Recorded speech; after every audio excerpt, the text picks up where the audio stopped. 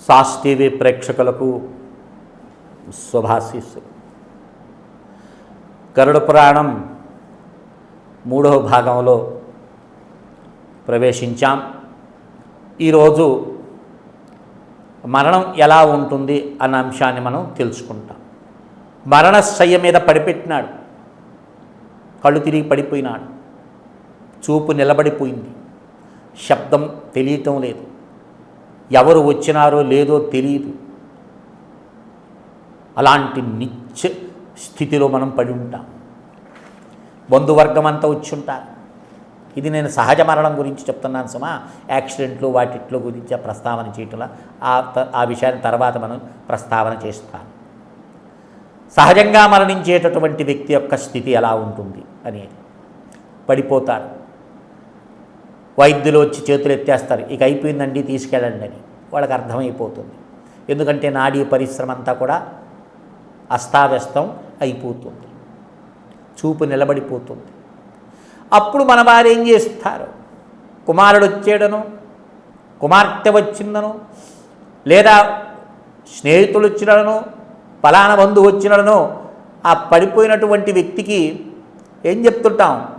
చూపిస్తుంటాం, చెప్తుంటాం, తడుతుంటారు, ఏదో రకరకాల విన్యాసాలన్నీ కూడా చేస్తూ ఉంటాం. కానీ అతనికి స్పృహ ఉండదు. ఎందుకు ఉండదంటే ఇక్కడ చెప్తున్నాడు, స్వస్థానాశ్చలితే శ్వాసే కల్పాఖ్యో హ్యతురక్షణః శతవృచ్చికాం దష్టస్యాం యా పీడా సానుభూయతే. ఏం చెప్తున్నాడు? వేల కొలిది తేళ్ళు చూడండి, ఒక తేలు కుడితేనే ప్రాణాంతకం అయిపోతుంది. మంచిగా ఉన్నటువంటి తేళ్ళు ఉంటాయి చూశారు, మంటరగబ్బలు అంటారు. కుట్టిందనుకో, తేలు కుడితే ప్రాణం పోయేటటువంటి పరిస్థితులు చాలా ఉన్నాయి. అలా ఒక తేలు కుడితేనే అలా ఉంటే ఇక్కడ ఏం చెప్తున్నాడు? శతవృచ్చికం దష్టస్యాం యా పీడా సానుభూయతే. ఒక్కసారి 100 తేళ్ళు కుడితే ఎలా ఉంటుందో అట్లా కుట్టిన వెంటనే వాడు ఒక దిగ్వస్థితి, అంటే ఎలా చలించలేనటువంటి స్థితికి ఒళ్ళంతా గగ్గురు పడిపోతుంది. అంత బాధ ఉంటుంది. సూక్ష్మదేహం నుండి స్థూలదేహం నుండి సూక్ష్మదేహం వేరు కావాలంటే అది చిన్న విషయం కాదు. అలా భయంకరమైనటువంటి బాధ చేత వాడు ఒక నిశ్శక్తితమైన స్థితికి వెళ్ళిపోతాడు. ఏం చేయడు, ఏం కనపడదు. వాడి ఎదురుగా ఎవరుంటారో తెలుసా?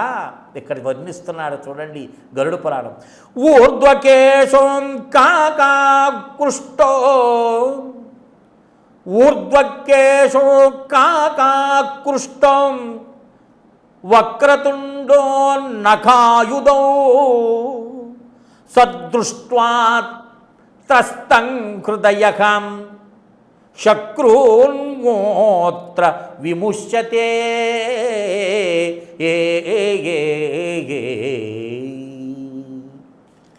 ఏమండి, యమధర్మరాజు భటులు పంపిస్తారే, ఆ భటులను చూస్తే మనకు బహుశా ఈ యమధర్మరాజు సంబంధించినటువంటి చిత్రాలు చూసి మనం మేకప్ చేసినటువంటి యమదూతల వలె ఉంటారు అని అనుకుంటున్నారు. ఈడ యమదూతల యొక్క వర్ణన ఉంటుంది చూడండి. ఏం చెప్తున్నాడు? ఊర్ధ్వకేశౌ, ఎంట్రుకులు నిక్కబుడుచుకొని ఉంటాయంట. కాకాకృష్టో, నల్లటి రంగు, గాఢాంధకారమైనటువంటి చీకటి ఎలా ఉంటుందో అలాంటి నల్లటి ఆకారంతో నిక్కబొడుచుకున్నటువంటి వెంట్రుకలు కలిగి వక్రతుండో, వంకరమూతి కలిగినటువంటి వారు. మనలాగా ఉండి ఏదో లిప్స్టిక్ వేసుకున్నట్టుండేటువంటి వారు అనుకుంటారేమో. వంకరమూతి కలిగి వికారమైనటువంటి మూతులు కలిగినటువంటి వాడు. చూడంగానే భయభ్రాంతులు మనకు కలుగుతాయి. అలాంటి స్వరూపం కలిగినటువంటి వారి స్వరూపం చెప్తున్నాడు. నఖాయుధౌ, వాళ్ళ ఆయుధాలు ఎలా ఉంటాయంటే నఖాయుధౌ అన్నాడు. బాగా చీల్చివేసేటటువంటి భయంకరమైనటువంటి గోళ్ళు కలిగినటువంటి వాళ్ళు, గోళ్ళే ఆయుధములుగా కలిగినటువంటి వారు. ఒకసారి ఆలోచించుకోండి. అలాంటి వాళ్ళు మనకు ఎదురుపడ్డారు అనుకోండి, ఎట్లుండదు పరిస్థితి? దేవుణ్ణే చూడలేమండి. హనుమాన్ సినిమాకి వెళ్ళి వచ్చినాం, పోతూ ఉన్నాం ఇంటికి, ఫస్ట్ షోనో సెకండ్ షోనో చూసి. పోతున్నప్పుడు కరెంటు పోయింది.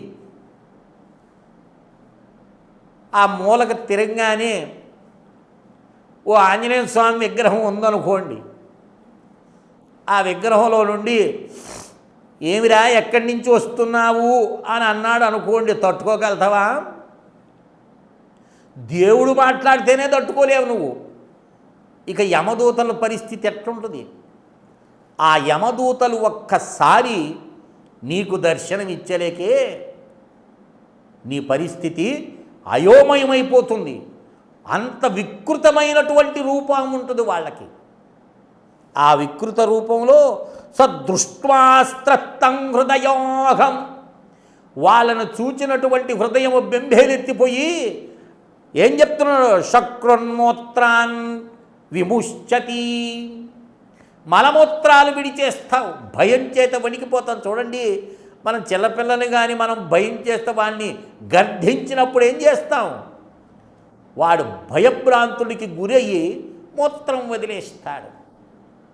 అలాగే ఎప్పుడు యమదూతలు మన దగ్గరకు వచ్చి నిలబడతారో అప్పుడు మన పరిస్థితి ఇక్కడ అలా ఉంటుంది అని.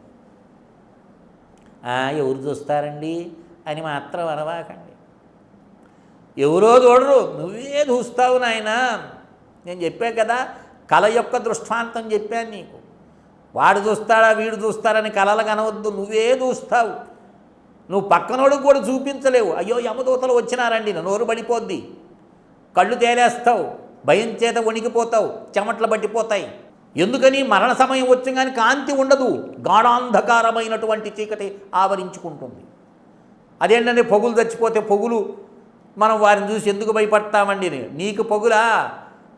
చనిపోయేటటువంటి ప్రాణం పోయేటటువంటి స్థితిలో అది పగల రాత్రి అనేది అర్థం కాదు. వాడికి గాఢాంధకారమైనటువంటి చీకటి అలుముకుంటుంది. ఎందుకని? నీలో ఉండే లైట్ తగ్గిపోతుంది సుమా. నీలో ఉండేటటువంటి లైటు ద్వారా నీ ప్రపంచాన్ని నువ్వు చూస్తున్నావు. నీలో లైటు లేదనుకోండి, చీకట్లో వస్తువు చూసేదానికి వస్తువు మీద లైట్ వేస్తావా? ఆ వస్తువును చూసేటటువంటి కన్ను మీద లైట్ వేసుకుంటావా? వస్తువు మీదే కదా చీకట్లో లైట్ వేస్తావు. ఎందుకు వేస్తావు? దాన్ని నువ్వు ఆధారంగా చేసుకొని చూస్తావు. అంటే ఏంది? ఈ దృశ్యమాన ప్రపంచంలో నువ్వు చూడాలంటే వస్తువు ప్రకాశిస్తూ ఉండాలి. ఆ ప్రకాశం అనేటటువంటిది స్వయం ప్రకాశమై ఉండాలి. కల్లో అంతా చీకటి, కళ్ళు మూసుకుంటే చీకటిగా ఉంటుంది. మరి చీకట్లో నువ్వు అన్ని వస్తువులను దర్శిస్తావు ఎలా? అంటే వెలుగు అనేది నీలో ఉంది. ఆ వెలుగు ద్వారా నీ ఎన్ని చూస్తావు. ఆ వెలుగు తగ్గిపోతుంది మరణ సమయంలో. ఆ గాఢాంధకారమైనటువంటి స్థితిలో యమదూతల యొక్క దర్శనం కలిగిన వెంటనే భయభ్రాంతుడై మలమూత్రములు విసర్జించి నిర్జీవుడై అక్కడ పడిపోవటం జరుగుతుంది.